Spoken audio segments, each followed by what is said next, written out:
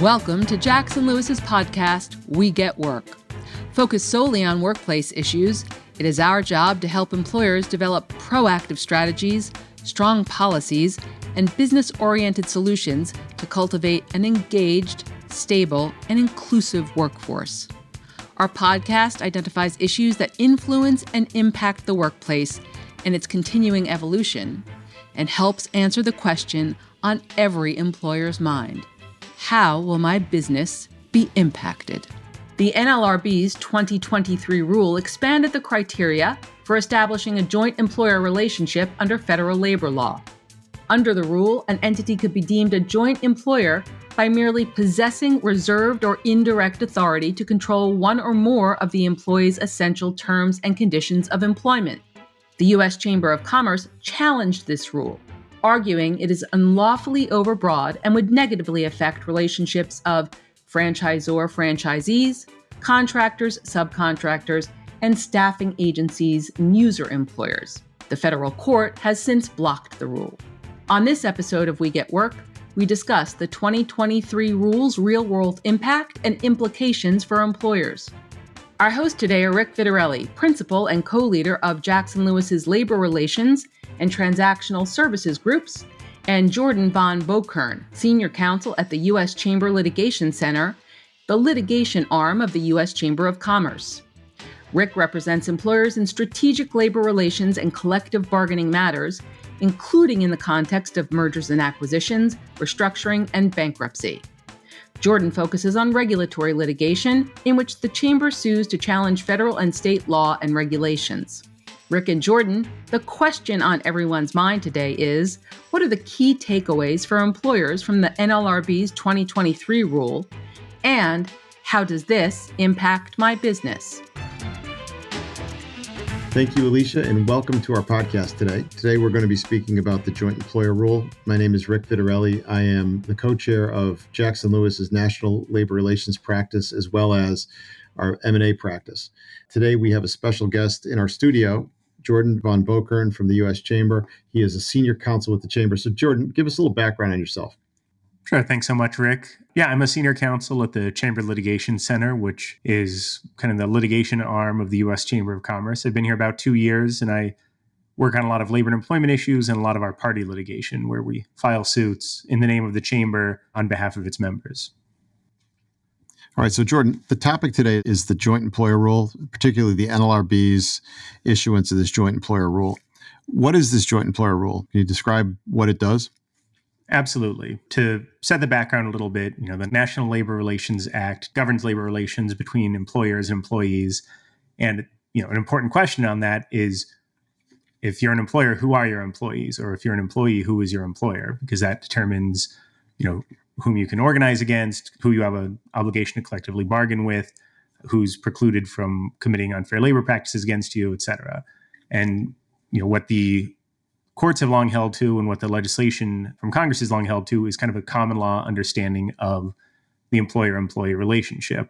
What the joint employer question asks is, is it possible for there to be more than one employer for a given employee? And the answer to that has long been understood to be yes. There are situations where two or more employers share or co-determine the essential terms and conditions of a particular employee. The question is, what test do you use to determine if you have multiple employers for a single employee? So the joint employer rule sets that test. The NLRB has used a few different formulations in the past, but what the 2023 rule did is kind of jettisoned the common law understanding, which required, two or more employers actively share or co-determine terms and conditions of employment, and instead put in this kind of amorphous standard that allows even an employer's reserved control or indirect, unexercised control to be sufficient to say that they are your employer. So in a nutshell, the distinction between the rule that has been in effect for years and actually prior to the issuance of the NLRB's new rule, the test was more stringent. So could you just tell me again, it requires direct and immediate control over terms and conditions as opposed to indirect? Is that accurate? Yeah, what's long been understood to be the rule is you need direct, immediate, and substantial control over an employee's essential terms and conditions of employment to be an employer, and in that case, a joint employer of that employee. What the NLRB has said in the 2023 rule now is you can rely on solely indirect and reserved control. So, one real world example would be if you contract with a company and pay them a set rate for them to perform services for you under a standard contract relationship. Under the new rule, the board might say, well, you pay a fixed amount and expect a certain amount of man hours from the employees of your contractor. You're effectively determining their wage because you're capping how much that entity can afford to pay its employees. So that's reserved or indirect control, and that's enough to make you a joint employer of those employees, which has never been understood to be the test before, but seems to be what the NLRB is trying to do in its 2023 rule. Now, under the old rule, that wouldn't have been the case, right? So under the old rule, how would that same situation where you've got a contract that might factor in hours worked and maybe the cost of labor in coming up with a commercial agreement between the party that uses the secondary employer and the party that is procuring the services? Under the old rule, how would that have been handled? Under the old rule, the question would have been, are both employers or both companies directly, immediately, and substantially controlling the essential terms of employment for those individuals? And the answer, I think, would pretty clearly be no, absent, some contractual provisions we haven't discussed. If the company hiring the contractor starts dictating, here are the terms and conditions I want you to impose on your employees, that's a different matter. But if it's just, the economic realities of the agreement you've entered into lead to certain results in how the contractor staffs the company and runs the company, that's reserved or indirect, and that's not been enough to be a joint employer under the long-held common law rule. So the chamber actually initiated litigation to enjoin the rule in Texas and was successful in doing that, at least for the time being. I assume that your members wanted the chamber to pursue this litigation angle. Why was this important to your members? Yeah, we heard from our members that the joint employer rule was very important for them because it imperils a lot of standard commercial arrangements, franchise models, contractors, subcontractors, even trademark licensing schemes. People were worried, brand standards, all sorts of commercial engagements. And, our members told us this is a rule that really hurts us and that we really care about. And, the chamber has filed a lot of lawsuits against overregulation and government action, both at the federal and state level, that burdens businesses. And we thought this was a great candidate because the NLRB was acting in excess of its statutory authorization and, did not adequately justify its change in position for this new rule. So it was a no-brainer for us that this has merited a challenge. At some point, I think, Jordan, we're going to want to talk about some of the real-world impacts on some of your employers. And I imagine this rule impacts employers across industries covered by the NLRA. I know retail companies have been concerned about it. I know that healthcare companies have been concerned. I do a lot of construction work, and I know that our construction clients are very concerned about it because it muddles the contractor-subcontractor distinctions. How does this rule hit the core business model of all those industries? Sure.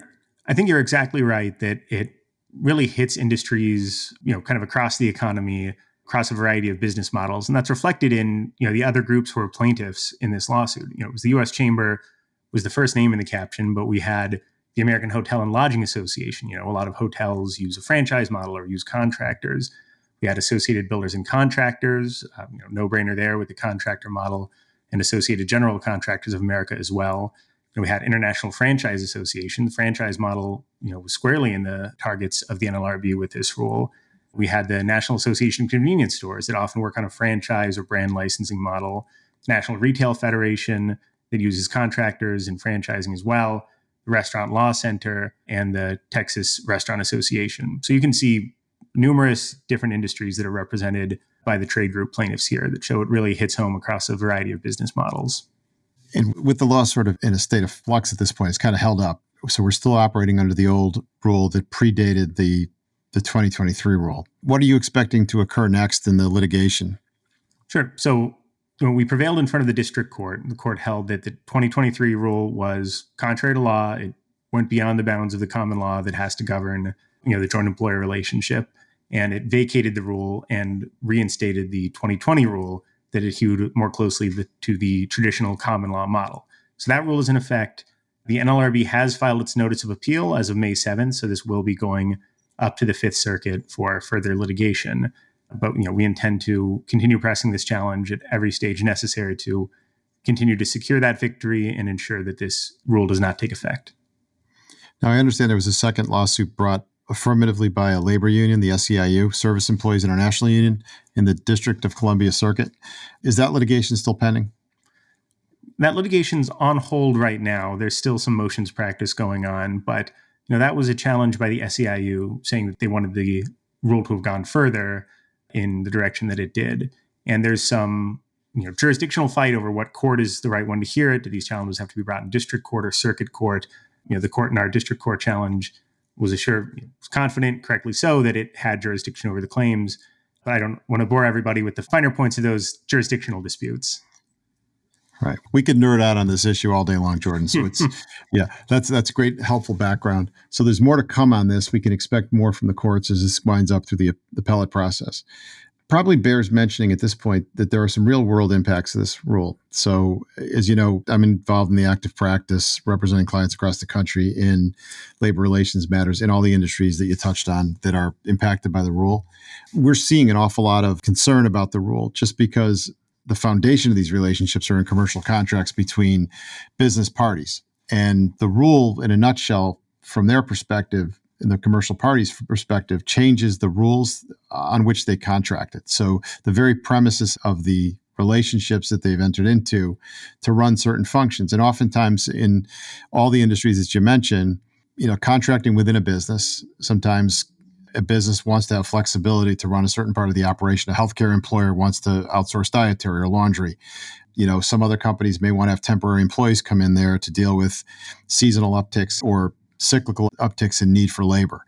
The concern about this rule from their vantage point is that it creates this potential that both of these contracting parties, both the user and the supplier, could both be brought in as the same employer of all these employees, which makes it difficult to sort of navigate these rules. So, obviously, when you're in a contract relationship, if you don't think the contract is working out from a commercial standpoint, you have a right to terminate the contract. I think the rule has the tendency of making these relationships sticky from a labor law standpoint. So it makes it much more difficult to extricate from those relationships without undue burdens, where if you wanted to get another supplier to come in there to provide you, a better type of service or more efficient service, or to, otherwise take a shot at running a particular segment of the business, this now makes it much more difficult, especially if a union comes in and actually represents employees of the supplying employer. At that point, the user employer and the supplier employer are both brought in together, makes it more difficult. Has that been a concern for your members? Has that been voiced as well to the chamber? Yeah, I think that's absolutely right. A lot of companies are interested in this rule in part because they build their businesses around a lot of different regulatory regimes, but an important one is, the regime that governs employer-employee relationships. For a lot of businesses, employees are their greatest asset and really are the heart of the business and heart of the organization. And how you interact with those employees and your obligations and whom you owe those obligations to are very important for those business models. May fundamentally alter what businesses choose to do if they've availed themselves of particular business arrangements that are losing some of their advantages or make them responsible for things they frankly don't want to be responsible for. Like you said, a lot of businesses use contractors because they want to put another business that's expert at a particular function or practice in charge of that function or practice within certain set parameters. If you lose the advantages of that, it raises the issue, do you buy those services on the market or do you produce them yourselves? Or, how are you going to reorganize? And, Rick, I'd be very interested to hear from you, from your practice and your experience. What are employers worried about from what you've seen with this change in the joint employer rule, vacated now, but, when it was pending, and kind of the business arrangements that they were worried about and the consequences they were worried they would face, or the practices they'd have to undertake to, ameliorate the legal risk here? The concern they have is really with the finding of joint employment. So what the NLRB did was, instead of requiring direct and immediate control that's really exercised, by the user employer over the supplier's employers, at this point, if the user employer wants to impose any kind of quality requirement or even like premises requirements that you would apply to any vendor that would utilize your property or enter your property, from basic risk type issues or safety policies, rules of conduct for behavior while being on the property, things as basic as that in and of themselves as one factor could turn the relationship from an arm's length, separate employer relationship to this joint employer relationship. And that's the concern. So with construction, for example, we see general contractor or developer or an owner have rules that apply to the projects. So there'll be certain safety rules, basic safety rules that will apply across the board, regardless of whether it's somebody who's working on site or a material person making deliveries. Everybody that would go on that property, or a vendor or a salesperson, whoever it would be, would have to abide by those. If you read the joint employer rule and the guidance that was also issued with it, you see that even something as simple as that could change the nature of the relationship fundamentally. And that has far sweeping ramifications on these relationships. Other things, obviously, if two parties are going to co-determine wages, benefits, and compensation for the supplier's employees, obviously that would have been an issue before. But hours of work and scheduling, if, for example, because of circumstances like working on tidal work where you have to work between the high and low tides at the right time, those kinds of things where you're requiring people to be on site and off premises or off a project site within a particular time, that could be enough, which is just a little bit beyond what anybody had ever contemplated. Assignment of duties, obviously supervision and those kind of things. But really the place I see where a lot of employers are concerned is just basic safety and health and, premises liability rules that would protect them just because of the property and the fact that they have dominion over the property. Those are the places where I see people saying, how do you prevent being found a joint employer under these rules? It's a hair trigger. So it's the unpredictability of this that kind of impacts folks, and it takes away the ability to require at least some level of even just risk avoidance. It makes you have to kind of turn your head on that in the commercial contracts and how you actually enforce those standards, in fact, on the property, which is for many employers an unworkable construct. So that's what we're seeing. Yeah, what do you think an employer does in that situation? Like what incentives are set up or would be set up under this new rule, for, say, a job site like you're discussing, where the employer who owns and runs the job site is taking responsibility for, setting certain minimum safety standards that everyone who comes onto the site has to follow. If they're told, that's exercising control over employees by, through the contractor, what can an employer do in response to that? Do you think, would they reconsider that arrangement entirely? Is there a risk that they'd stop trying to enforce standards? In compliance with the rule, in a lot of ways, is impractical. It really just doesn't make sense. And that's why I think there's an outcry by the business community against it, because it really, in a lot of ways, doesn't make sense. It seems like it's an instrument to accomplish something beyond what the commercial parties would have ever contemplated. Some employers are looking back on the commercial agreements themselves to try to mitigate areas where it looks like they would have any control over these situations, or require the supplying employer to administer rules that would be in keeping with what that user employer would require for its employees or its direct vendors. So they try to work on this through modification of the commercial agreements. But again, how do you ensure the quality, the safety of folks using the premises and that sort of thing if you can't sort of impose it as a contractual obligation on the supplier who's going to be having access to the property, it's going to be putting people on that property. And it also creates a sort of a change in how you have to allocate risks, because it's not just the NLRA risk, it's other risks that are also of concern, because it's not just the NLRA impacts that are significant. It's also what other agencies in the federal government are going to borrow this type of a construct to sort of expand the reach of the laws to, in a joint employment sense, to these two separate groups of employers. And that's what we're seeing, is it really is a focus on the commercial agreements, how the agreements are administered day to day, and how, folks indemnify one another for potential liabilities, added costs, and risks that might arise during the relationship. So that's how we see people trying to grapple with it. Yeah, one consequence I want to pick your brain on is, we haven't really talked about what does the joint employer rule look like in its application? Like once you're found to be a joint employer, then if the employers are unionized, you have to bargain with them. You have to collectively bargain with, your contractors, employees about terms and conditions of their employment, when the only control you exercise over those employees may be you set a price that the contractor receives and the contractor sets wages and hours based on those prices. What does this collective bargaining look like if you've got multiple employers whose relationship to the employees might be fairly attenuated and indirect?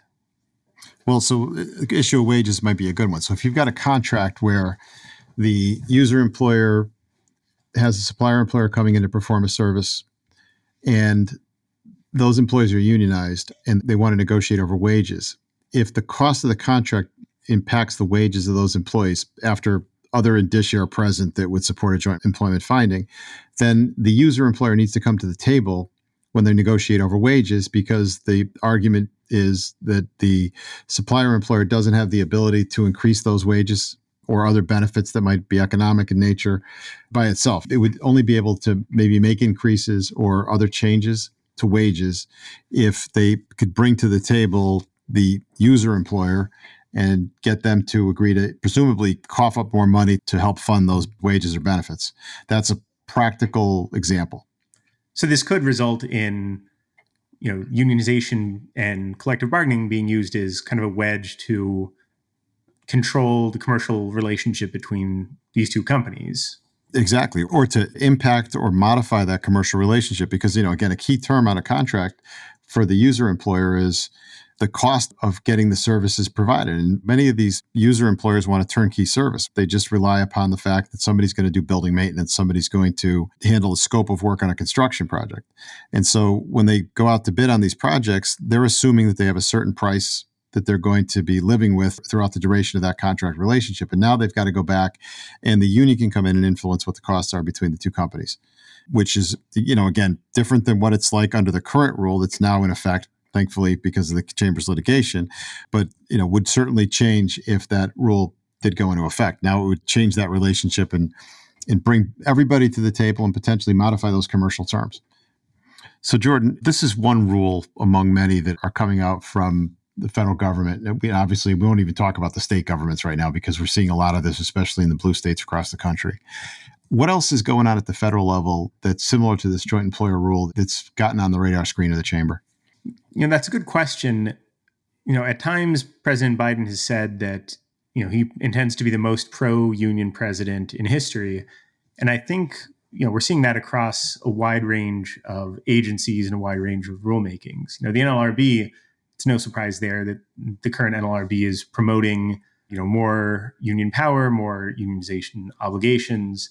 But you're really seeing it across other agencies as well that have proposed or enacted rules that seek to shift the balance of power in favor of organized labor and against employers. So, the chamber is involved in a lawsuit right now against the Department of Labor's independent contractor rule, which seeks to really narrow the circumstances in which somebody can be considered independent contractor rather than employee, even though people who are independent contractors like being independent contractors and are really not well served by a rule that deprives them of the opportunities to, control their schedule, control their opportunity for profit, and kind of force more of them into the bucket of being considered employees. The FTC, which no one has ever thought is a labor regulator before now, has passed a rule that's currently going to be going into effect in September, banning non-compete agreements in almost all circumstances across the American economy. The chamber has filed a lawsuit against that, where briefing is ongoing. So I won't say too much, or else our lawyers will shake their fist at me. But that's another rule where we think the agency has really overstepped its bounds and is regulating an area outside of its core competency. You're seeing the NLRB itself being very aggressive. The current general counsel has proposed kind of a laundry list of changes that she would like to see, and the board has overturned longstanding precedent in a number of important areas relating to things like work rules, union elections, remedies for unfair labor practices. I don't think that anybody sees any of this slowing down soon. I would agree with that. It is a significant concern for our clients. They definitely have stood up and took notice. I think the NLRA was kind of a sleepy law for many years. There wasn't a lot of change in that law, but the change is happening faster than many folks can process it.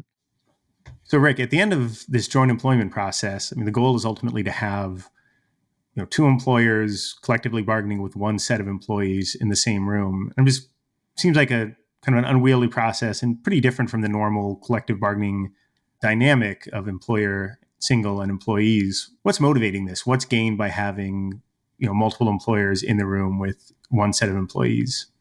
The purpose of the rule, as far as I can tell, is to give the union the ability to bring in multiple employers to demonstrate that the unions are not impotent in the face of these commercial arrangements. I think that is, if you were to break it down in a way that's sort of simple and succinct, that would be the purpose of it. By bringing multiple employers in, the user employer, who would be the direct employer of these employees, can't credibly sit there and say, this is between you and us. we are doing this job under a commercial agreement that has certain terms built into it. We're going to negotiate with you over what we can control. We can't control what the user employer is able to do with us in a commercial sense. So what it does is it embroils that user employer into those discussions to give the union the power to compel them to be in the room under the penalty of unfair labor practice charges if they fail to do so, and the ability to try to get them through pressure, which if it's a joint employment situation, the pressure can be direct against the joint employer. And that's really significant because under labor law, there's a primary and secondary employer distinction. So under labor law, a union can really target for things like picketing and strikes, the direct employer. If you muddle who the direct employer is by creating this concept of joint employment and expanding its scope, what you do is you bring that user employer into the same ambit so that picketing, strikes, negative publicity that would be of the type that labor unions would use against the direct employer lawfully would then be able to be brought without any legal impediment against that user employer. So this is a way to give them not only access to that user employer, a reason to put them in the room that's enforceable by law, but also it makes them a target for union pressure tactics to try to push whatever agenda they have at the bargaining table with the direct employer. So that's in a nutshell what this does. If an employer is concerned about a rule that's going into effect, like the joint employer rule or other legislative initiatives that are of concern to them in their businesses, how could they reach out to the chamber for assistance? Absolutely. I mean, the chamber has, represents over 300,000 members across the country and, indirectly represents millions of employers across the country through our relationships with other trade organizations, including state and local chambers of commerce. So I think those are all great avenues. I mean, the Texas Association of Business and the Longview Chamber of Commerce were both co-plaintiffs on the joint employer challenge and have been invaluable partners in a number of litigations. So local chambers and state chambers are a great place to start making your voices heard because they have great advocacy efforts of their own and they coordinate with the U.S. Chamber and with other trade groups as well. Of course, industry-specific trade groups are also very involved, very receptive to hearing from their members. We've partnered with a number of them in this lawsuit and in other lawsuits. And this is all a system for helping to filter business feedback up to different trade associations and help give us the information we need to advocate on behalf of our members. So I'd say, stay engaged early and often with your state and local chambers, with the U.S. Chamber, with your other trade groups, and just keep raising the alarm because the most important thing to us and the most valuable resource that we have are our members and the information that they give us. That's really helpful, Jordan. I think many of our employer clients will be interested to hear the perspectives of the chamber for sure and understand how they could take action themselves if they wanted to get more involved in some of these initiatives, these important initiatives from the chamber. I want to thank you for spending time with us today. This has been really helpful. I think our clients are going to be very open to hearing the perspective of the chamber and will value the comments that you made today as they kind of consider their business relationships going forward, especially those that implicate the joint employer rule. But definitely thanks for joining us. Hope to see you again soon. Thanks so much for having me, Rick. Always glad to talk about the chamber, litigation, joint employer rule, anything. Thank you for joining us on We Get Work. Please tune in to our next program where we will continue to tell you not only what's legal, but what is effective. We Get Work is available to stream and subscribe on Apple Podcasts, Libsyn, SoundCloud, Spotify, and YouTube. For more information on today's topic, our presenters, and other Jackson Lewis resources, visit jacksonlewis.com. As a reminder, this material is provided for informational purposes only. It is not intended to constitute legal advice, nor does it create a client-lawyer relationship between Jackson Lewis and any recipient.